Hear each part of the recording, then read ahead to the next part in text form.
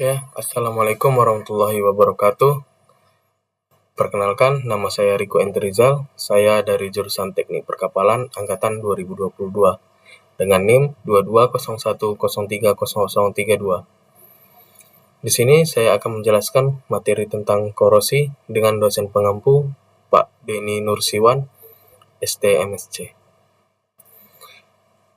Korosi, pengertian, jenis, dan pencegahannya. Korosi merupakan masalah serius yang dapat merugikan ekonomi global hingga triliunan rupiah setiap tahunnya. Presentasi ini akan membahas pengertian korosi, perbedaan logam dan non-logam, serta cara pencegahannya. Selanjutnya, di sini kita akan membahas tentang perbedaan sifat logam dan logam secara spesifik saja. Logam, konduktor panas dan listrik yang baik, mengkilap, ulet dan dapat ditempa. Contoh besi, aluminium, tembaga. Kemudian ada non-logam, isolator panas dan listrik yang buruk, umumnya tidak mengkilap, rapuh.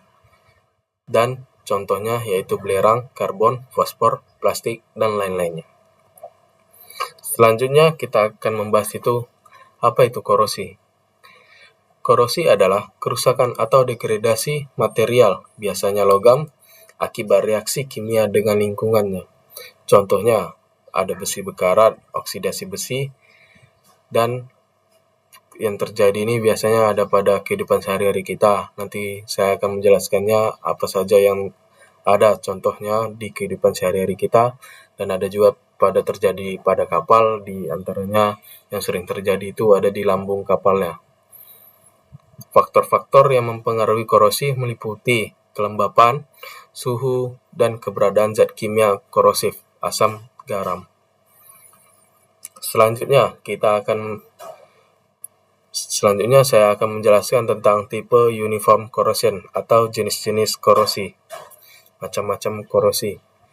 Di sini ada 4 contoh gambar. Yang pertama ada uniform, galvanic, pitting, dan corrosion. Di sini saya akan menjelaskan yaitu korosi merata. Yang pertama, terjadi secara seragam di seluruh permukaan logam. Yang kedua, ada namanya korosi galvanik, terjadi akibat kontak antara dua logam yang berbeda potensial dalam lingkungan elektrolit. Yang ketiga, ada korosi sumur, terjadi lokal dengan membentuk lubang-lubang kecil pits pada permukaan logam. Biasanya ini terjadi di badan pesawat yang membentuk lubang-lubang kecil akibat sayatan.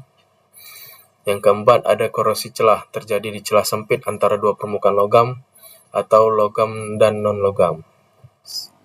Selanjutnya, di sini kita akan membahas contoh korosi dalam kehidupan sehari-hari.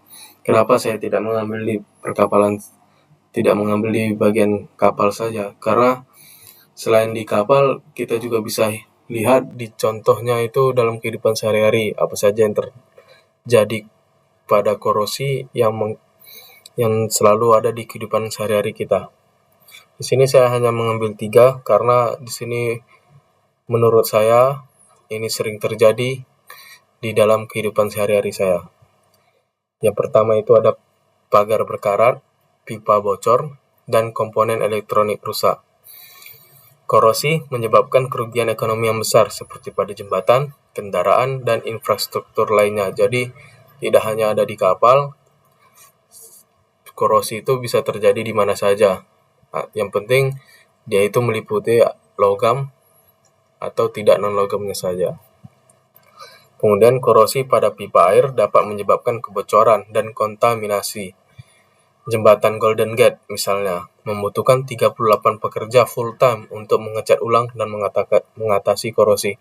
Jadi korosi ini sangat perlu kita pertimbangkan kembali.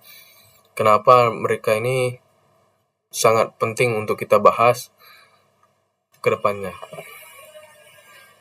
Selanjutnya, yang terakhir yaitu cara pencegahan korosinya.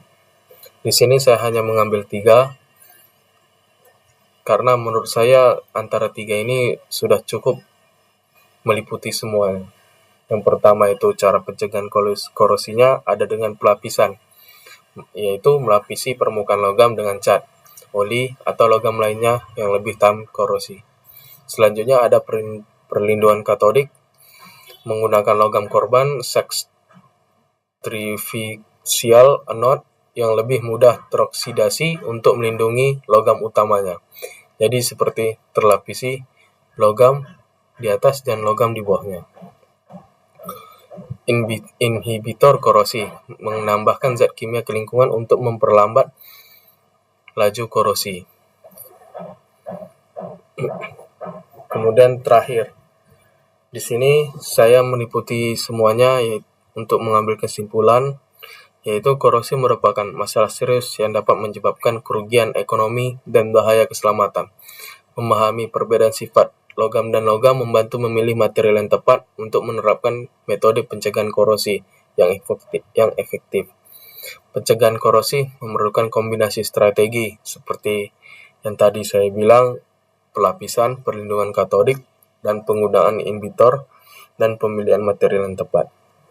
Oke, cukup sekian presentasi saya pada materi kali ini. Kurang lebihnya saya mohon maaf.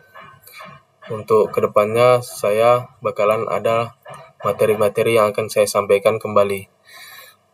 Saya tutup dengan wabillahi taufiq wal hidayah. Wassalamualaikum warahmatullahi wabarakatuh.